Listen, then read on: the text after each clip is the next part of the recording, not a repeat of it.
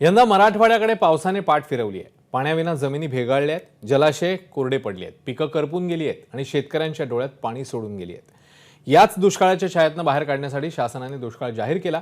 पण या दुष्काळाच्या यादीत 2 जिल्हे असे आहेत जिथे ना दुष्काळाची झळ जाणवते ना पाण्याची कमी। मात्र तरीही या जिल्ह्यांना दुष्काळाच्या यादीत समाविष्ट करण्याच्या हालचाली सुरू आहेत। कुठले आहेत हे जिल्हे ते पाहूया।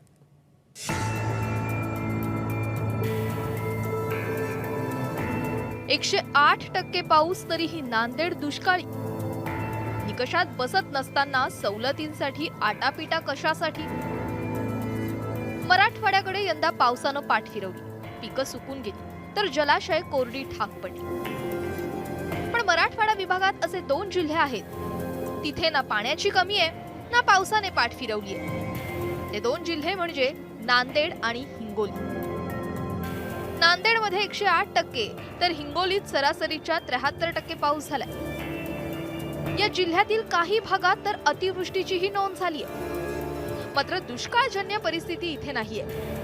या दोन्ही जिल्ह्यांमध्ये पावसाचा 21 दिवसांचा खंड नाही पडला। मात्र तरीही प्रशासनाच्या वतीनं या जिल्ह्यांमध्ये दुष्काळ जाहीर करण्यासाठी खाट घातला जातोय।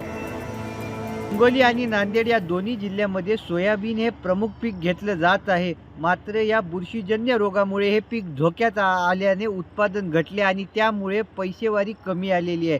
मात्र दुष्काळ आणि पैसेवारीचा असा फारसा संबंध नसल्याचे नांदेड जिल्हाधिकाऱ्यांनी म्हटले आहे। याशिवाय हा पडलेला जो पाऊस आहे हा आपल्याकडे जी धरणं आहेत त्यांच्या डाऊनस्ट्रीमला म्हणजे त्यांच्या खालच्या बाजूला पडला आणि त्यातलं बरंचसं पाणी आपल्याला अडवता आलं नाही।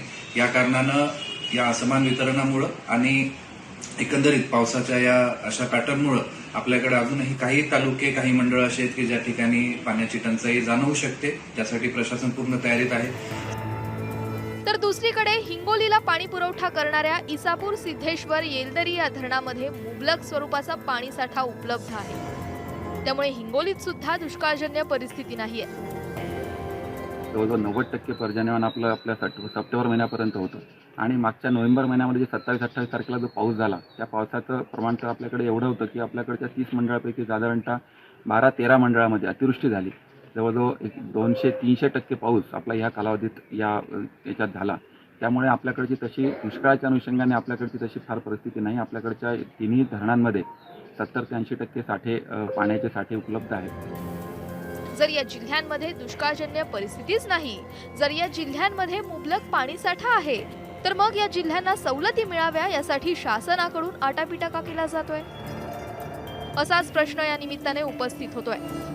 हिंगोलीहून माधव दिपकेसह अभिषेक एकगोटे, एबीपी माझा, नांदेड।